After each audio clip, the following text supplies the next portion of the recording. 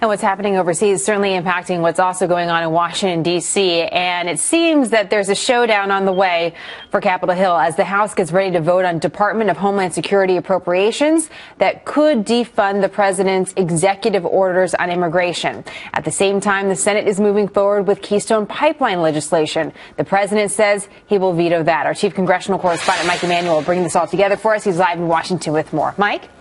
Well, hi, Jenna. You mentioned 2 of the 5 pieces of legislation that President Obama has threatened to veto in just the first 2 weeks of this new Congress. Let's take a live look at the House floor, where we expect lawmakers will vote in the next hour or so on a $39.7 billion package to fund the Department of Homeland Security through September. House Republicans have proposed some amendments to this legislation to push back on President Obama's executive action on immigration. Earlier, the House Majority Leader made this appeal to fellow members of Congress. Let me be clear. This bill funds the entire Department of Homeland Security, so that is not an issue here.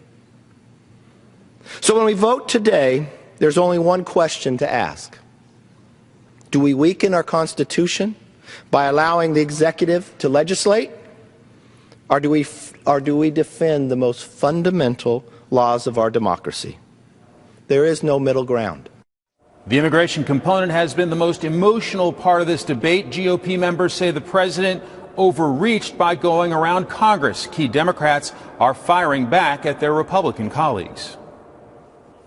The action you take today, I know you believe, will cause fear and confusion and consternation in the immigrant community throughout this nation, so thereby causing the failure of the president's executive order because no one will sign up. But let me tell you something. The fruits of your action today will cause only anger and outrage and the mobilization of an immigrant community throughout this nation. Across the Capitol, the Senate continues work on legislation authorizing construction of the Keystone XL pipeline. That debate will continue into next week. The House passed Keystone legislation last Friday. That, of course, is another bill the White House has threatened to veto. Jenna? A busy day down in Washington. Mike, thank you.